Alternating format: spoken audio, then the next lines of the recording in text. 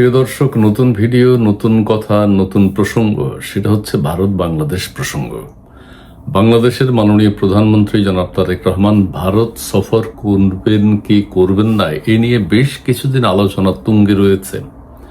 ভারতের প্রধানমন্ত্রী নরেন্দ্র মোদী বাংলাদেশের প্রধানমন্ত্রীকে আমন্ত্রণ জানিয়েছেন দ্বিপাক্ষিক আলোচনার জন্য। আরেকটা আমন্ত্রণ জানিয়েছেন ব্রিক্স সম্মেলনে যোগদান করার জন্য বিমস্টেকের চেয়ারম্যান হিসেবে।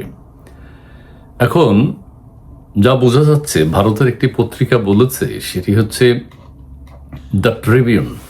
দ্য ট্রিবিউন প্রতিবেদন করেছে যে বাংলাদেশের প্রধানমন্ত্রী জনাব তারেক রহমান শেখ হাসিনাকে বাংলাদেশে প্রত্যর্পণ ছাড়া ভারত সফর করবেন না। আবার এনডিটিভির একটা প্রতিবেদনে বলা হচ্ছে যে তারেক রহমান সাহেব আগামী সপ্তাহে ভারত সফর করতে পারেন, সম্ভাবনা আছে। কিন্তু দ্য ট্রিবিউন পরিষ্কারভাবে বলছে যে, কি বলছে আমি একটু পড়ে শুনে আপনাদেরকে, তার মানে মনে হচ্ছে যে ভারত সফর করবেন না। এখন এখানে আগে আরেকটু কথা বলিনি, প্রতিবেদনটা আমি পড়ব। সেটা হচ্ছে যে তারেক রহমান সাহেব যদি ভারত সফর না করেন তাহলে এনসিপি এবং জামাতকে গুরুত্ব দেওয়া হচ্ছে বেশি। এখানে রাষ্ট্রের স্বার্থ বাদ দিয়ে মাননীয় প্রধানমন্ত্রী ভারত সফর করছেন না। রাষ্ট্রের স্বার্থে তাকে ভারত সফর করতে হবে, দ্বিপাক্ষিক সমস্যাগুলো নিয়ে আলোচনা করতে হবে। এমন কোনো সমস্যা নেই যে আলোচনার মাধ্যমে সমাধান সম্ভব নয়। সবগুলো আলোচনার মাধ্যমে সমাধান সম্ভব। সো জামাত শিবির এবং এনসিপি বলছে শেখ হাসিনা বাংলাদেশে আসা ছাড়া তারেক রহমান সাহেব যাতে ভারত সফর না করেন। শেখ হাসিনার জন্য ভারত সফর থেমে থাকলে এটা বাংলাদেশের জন্য মঙ্গলজনক নয়। শেখ হাসিনা ভিন্ন প্রসঙ্গ, তারেক রহমান দেশের স্বার্থে, জনগণের স্বার্থে, দেশের বৃহত্তর স্বার্থে ভারত সফর করতে পারেন এবং নরেন্দ্র মোদীকেও আমন্ত্রণ জানাতে পারেন। আর বিমস্টেকের সভাপতি হিসেবে তাকে যে ব্রিক্স সম্মেলনে আমন্ত্রণ জানিয়েছে, এখানে অন্য কোনোভাবে দেখার প্রয়োজন নেই। এখানে প্রধানমন্ত্রীকে আমন্ত্রণ জানায়নি, এখানে ভারতের সাথে ওনার কোনো কথাও হবে না, কোনো ওইভাবে প্রটোকলও প্রয়োজন নেই। এখানে নিজের অহংকার বা অহংবোধ ছেড়ে তিনি ব্রিক্স সম্মেলনে অংশগ্রহণ করতে পারেন। এটা খুব স্বাভাবিক ব্যাপার যে বিমস্টেকের সভাপতি হিসাবে ব্রিক্স সম্মেলনে তাকে আমন্ত্রণ জানানো হয়েছে। এখানে সাইড লাইনে অনেকের সাথে কথা হবে, অনেক প্রভাবশালী দেশও সেখানে থাকবে, China, Russia, south Africa, Brazil, India.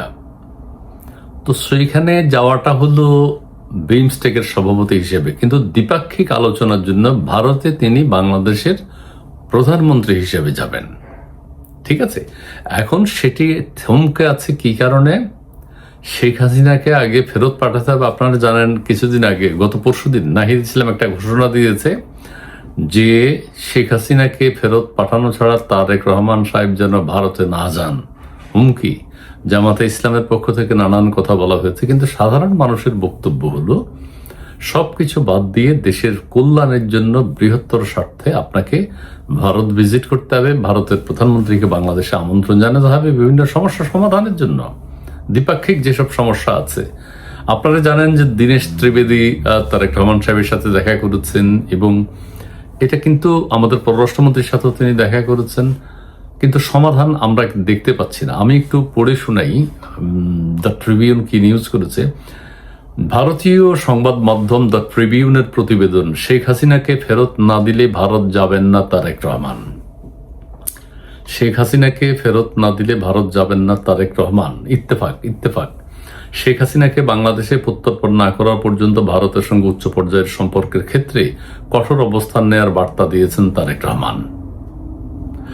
ভারতীয় সংবাদ মাধ্যম দ্য ট্রিবিউনের এক প্রতিবেদনে এই দাবি করা হয়েছে, শেখ হাসিনাকে ঢাকায় ফেরত না পাঠালে তারেক রহমান ভারত সফর করবেন না এবং ব্রিক্স সম্মেলনেও অংশ নেবেন না। ব্রিক্স সম্মেলন হলো ভিন্ন জিনিস, ওখানে দ্বিপাক্ষিক কোনো বিষয়, ওইটা ভারতে যাবে না। ভারত যেহেতু আয়োজন করছে সেহেতু ভারতের দিল্লিতে যেতে হবে। ভারতের প্রধানমন্ত্রীর সাথে কোনো বৈঠক হবে না, কোনো আলোচনাই হবে না, ব্রিক্স সম্মেলন নিয়ে আলোচনা হবে। প্রতিবেদন সূত্রে জানা যায়, কূটনৈতিক সূত্রের বরাত দিয়ে, যে গত 10ই আগস্ট ঢাকায় ভারতীয় হাইকমিশনার দীনেশ ত্রিবেদীর সঙ্গে বৈঠকে তারেক রহমান এই অবস্থানের কথা স্পষ্ট করেন। তার মানে 10 তারিখে আমাদের প্রধানমন্ত্রী এবং দীনেশ ত্রিবেদী যে বৈঠকটি হয়েছে, সেই দিনে তারেক রহমান সাহেব এটা নিয়ে স্পষ্ট জানিয়েছেন যে তিনি শেখ হাসিনা বাংলাদেশে আশা ছাড়া। এখন এটা কিন্তু নানান সমস্যা তৈরি হবে।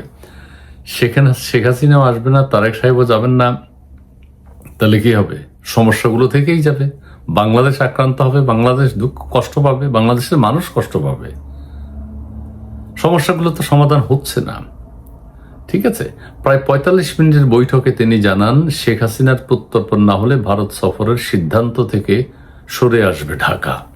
তার মানে সরে এসছে, এবং ত্রিবেদী নরেন্দ্র মোদীকে জানিয়েছেন ভারতের বাংলাদেশের অবস্থানটা। দ্য ট্রিবিউন দাবি করে যে এমনকি তারেক রহমানের সম্ভাব্য দ্বিপক্ষীয় ভারত সফর শেখ হাসিনার প্রত্যর্পণের সঙ্গে 50-50 ভাবে সম্পর্কিত বলে দিল্লিকে জানানো হয়েছে। তার মানে দীনেশ ত্রিবেদীকে জানিয়েছে যে ভারতের প্রধানমন্ত্রী মিস্টার নরেন্দ্র মোদী বাংলাদেশের প্রধানমন্ত্রীকে যে আমন্ত্রণ জানিয়েছেন সেটাও শেখ হাসিনা প্রত্যর্পণ ছাড়া তিনি যাবেন না। তার মানে ব্রিক্স এবং ভারত সফর, রাষ্ট্রীয় সফর দুটোই আপাতত স্থগিত। এর আগে ভারতের প্রধানমন্ত্রী নরেন্দ্র মোদী তারেক রহমানকে ভারত সফরের আমন্ত্রণ জানিয়েছিলেন, তবে এই আমন্ত্রণকে ব্রিক্স সম্মেলনে অংশ নেয়ার আমন্ত্রণের চেয়ে আলাদা হিসেবে দেখা হচ্ছে। ব্রিক্স সম্মেলনে আমন্ত্রণের বিষয়টি হচ্ছে আলাদা। ভারত সফরের প্রধানমন্ত্রীর যে আমন্ত্রণ, ভারতীয় প্রধানমন্ত্রীর, সেটি হচ্ছে ভিন্ন। সেটি হচ্ছে পুরো বাংলাদেশের স্বার্থ সংশ্লিষ্ট বিষয়গুলো নিয়ে তিনি ভারতের সাথে দর কষাকষি করবেন। আমি আর অন্য কিছু বলি না, অন্য অনেক প্রতিবেদন, অনেক নিউজ আছে। 10ই আগস্ট ভারতের বৈদেশিক গোয়েন্দা সংস্থা 10ই আগস্ট রয়ের প্রধানও বাংলাদেশে এসছেন। আবার আমাদের দেশ থেকে কেউ কেউ বলছে রয়ের প্রধানকে কেন গ্রেপ্তার করলো না। এটা এসছে আমাদের দেশের সরকারের আমন্ত্রণে। রাষ্ট্রীয় অতিথি হিসেবে দুই দেশের গোয়েন্দা তৎপরতা নিয়ে আলোচনা হয়েছে। ঠিক আছে, তো এগুলো বলে, এগুলো করে দেশের মান সম্মান ক্ষুণ্ণ করাটা ঠিক না। এটা চুপ থাকতে হবে। যে কোনো দেশের গোয়েন্দা প্রধান আসতেই পারেন। এটা বাংলাদেশ যদি আমন্ত্রণ না জানিয়ে থাকে তাহলে তিনি তার জোর করে আসেন নাই। ঠিক আছে, তো যাই হোক, প্রধানমন্ত্রী তারেক রহমান ভারত সফর করছেন না, ব্রিক্সেও যাচ্ছেন না, প্রধানমন্ত্রী নরেন্দ্র মোদীর আমন্ত্রণেও যাচ্ছেন না। এই প্রতিবেদন থেকে, ইত্তেফাকের এই প্রতিবেদন, দ্য ট্রিবিউনকে কোট করা হয়েছে, ভারতীয় পত্রিকা।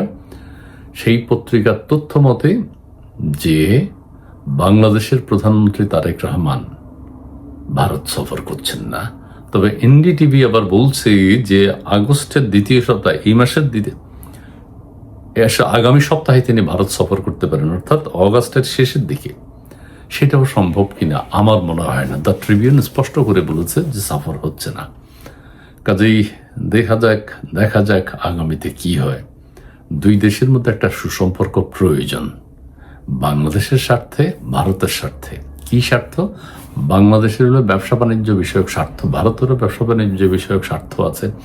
বাংলাদেশ হলো ভারতে কিভাবে আমাদের দেশের পণ্য আরো বেশি রপ্তানি করা যায়, বাংলাদেশ ভারতের পণ্যগুলো আবার কিভাবে সহজে পেতে পারে, জ্বালানি, খাদ্যদ্রব্য থেকে শুরু করে সবকিছু। আবার বাংলাদেশের সাথে যেহেতু 7 সিস্টারের একটা বিশাল বর্ডার আছে, 7 সিস্টারকে অস্থিতিশীল করতে হলে বাংলাদেশকে প্রয়োজন। পাকিস্তান সেই সুযোগটা নেবে, চায়না সেই সুযোগটা নেবে বাংলাদেশকে দিয়ে। ভারত চায় ভারত যেন প্রতিবেশী সুলভ আচরণ থাকে দুই দেশের মধ্যে। তোমার নিরাপত্তা আমি দিব, আমার নিরাপত্তা তুমি দিবা, আমার নিরাপত্তার ব্যবস্থা তুমি করবে, তোমার নিরাপত্তার ব্যবস্থা আমি করব। দুই দেশের শান্তি শৃঙ্খলার, আমার দেশের শান্তি তোমার দেশ করতে হবে, তোমার দেশের শান্তি আমার দেশের মানুষ নির্ধারণ করবে। এটার জন্য ভারত উঠে পড়ে লেগেছে, এবং সেই ক্ষেত্রে বাংলাদেশকে এগিয়ে যাওয়া প্রয়োজন। ধন্যবাদ।